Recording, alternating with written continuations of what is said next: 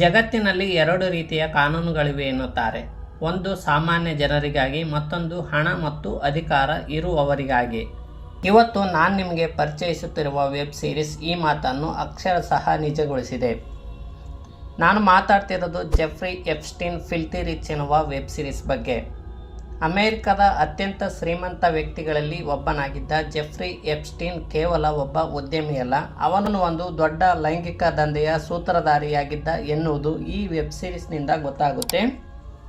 Jeffrey Epstein ಅಮೆರಿಕದ ನ್ಯೂಯಾರ್ಕ್ನಲ್ಲಿ ಒಬ್ಬ ಸಾಮಾನ್ಯ ಗಣಿತ ಶಿಕ್ಷಕನಾಗಿ ವೃತ್ತಿ ಆರಂಭಿಸಿದವನು. ಆದರೆ ಅವನ ಆಶೆಗಳು ದೊಡ್ಡದಿದ್ದವು. ಅಲ್ಲಿಂದ ಶೀಘ್ರದಲ್ಲಿ ಹಣಕಾಸು ಜಗತ್ತಿಗೆ ಕಾಲಿಟ್ಟ ಅವನು ಸ್ವಲ್ಪ ಸಮಯದಲ್ಲೇ ಕೋಟ್ಯಾಧಿಪತಿಯಾದ. ಅವನ ಹತ್ತಿರ ಎಷ್ಟೊಂದು ಹಣವಿತ್ತೆಂದರೆ ಅವನಿಗೆ ಅಮೆರಿಕದ ಮಾಜಿ ಅಧ್ಯಕ್ಷ ಬಿಲ್ ಕ್ಲಿಂಟನ್, ಡೊನಾಲ್ಡ್ ಟ್ರಂಪ್ ಮತ್ತು ಬ್ರಿಟಿಷ್ ರಾಜಮನೆತನದ ಪ್ರಿನ್ಸ್ ಆಂಡ್ರೂ ಅಂತವರ ಜೊತೆ ನಿಕಟ ಸಂಬಂಧವಿತ್ತು. ಅಷ್ಟೇ ಅಲ್ಲ, ಜಗತ್ತಿನ ಪ್ರಖ್ಯಾತ ವಿಜ್ಞಾನಿಗಳು ಮತ್ತು ಉದ್ಯಮಿಗಳು ಅವನ ಖಾಸಗಿ ದ್ವೀಪಕ್ಕೆ ಅತಿಥಿಗಳಾಗಿ ಬರುತ್ತಿದ್ದರು. ಎಪ್ಸ್ಟೀನ್ ವೈಭವದ ಹಿಂದೆ ಒಂದು ಭೀಕರ ಸತ್ಯವಿತ್ತು. ಎಪ್ಸ್ಟೀನ್ ತನ್ನ ಹಣವನ್ನು ಬಳಸಿ ಬಡತನದಲ್ಲಿರುವ ಯುವತಿಯರನ್ನು, ಅದರಲ್ಲೂ ಹೆಚ್ಚಾಗಿ ಅಪ್ರಾಪ್ತ ಬಾಲಕಿಯರನ್ನು ತನ್ನ ಬಲೆಗೆ ಬೀಳಿಸಿಕೊಳ್ತಿದ್ದ. ಮಸಾಜ್ ಮಾಡುವ ನೆಪದಲ್ಲಿ ಅವರನ್ನು ತನ್ನ ಮನೆಗೆ ಕರೆಸಿಕೊಂಡು ನಂತರ ಅವರ ಮೇಲೆ ಲೈಂಗಿಕ ದೌರ್ಜನ್ಯ ಎಸಗುತ್ತಿದ್ದ. ಇಲ್ಲಿ ಅತ್ಯಂತ ಆಘಾತಕಾರಿ ವಿಷಯವೆಂದರೆ ಈ ದಂಧೆಯಲ್ಲಿ ಅವನಿಗೆ ಮ್ಯಾಕ್ಸ್ವೆಲ್ ಎಂಬ ಮಹಿಳೆ ಸಾಥ್ ನೀಡುತ್ತಿದ್ದಳು. ಅವಳು ಸ್ವತಃ ಹೆಣ್ಣಾಗಿ ನೂರಾರು ಬಾಲಕಿಯರನ್ನು ಹುಡುಕಿ ತಂದು ಎಪ್ಸ್ಟೀನ್ಗೆ ಒಪ್ಪಿಸುತ್ತಿದ್ದಳು.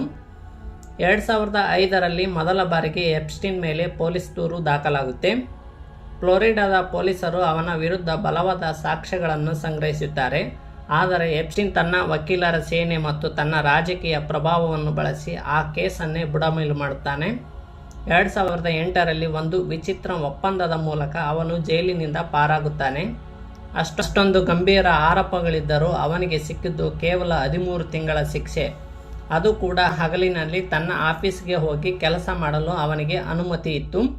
ಇದು ಅಮೆರಿಕದ ನ್ಯಾಯಾಂಗ ವ್ಯವಸ್ಥೆಗೆ ಅಂಟಿದ ದೊಡ್ಡ ಕಪ್ಪು ಚುಕ್ಕೆ.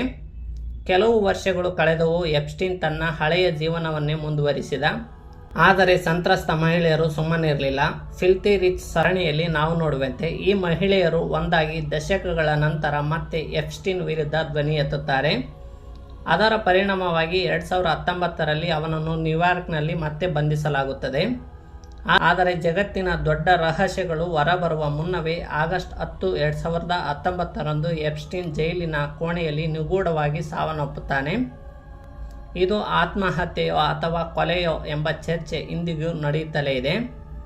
ಎಪ್ಸ್ಟೀನ್ ಸತ್ತಿರಬಹುದು, ಆದರೆ ಅವನ ಜೊತೆ ಸಂಬಂಧ ಹೊಂದಿದ ಎಷ್ಟೋ ಪ್ರಭಾವಿ ವ್ಯಕ್ತಿಗಳು ಇಂದಿಗೂ ಆರಾಮವಾಗಿದ್ದಾರೆ. ಈ ಸರಣಿಯು ನಮಗೆ ವ್ಯವಸ್ಥೆಯ ಭ್ರಷ್ಟಾಚಾರವನ್ನು ನೆನಪಿಸುತ್ತದೆ.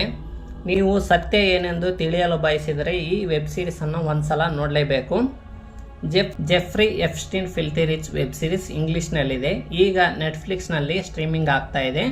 ಇದರಲ್ಲಿ 4 ಎಪಿಸೋಡ್ಗಳಿವೆ. ಎಲ್ಲ ಎಪಿಸೋಡ್ಗಳು 50 ನಿಮಿಷಕ್ಕಿಂತ ಹೆಚ್ಚಾಗಿವೆ.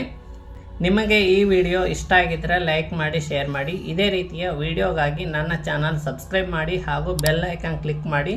ಮುಂದಿನ ವಿಡಿಯೋದಲ್ಲಿ ಸಿಗೋಣ. ನಮಸ್ಕಾರ.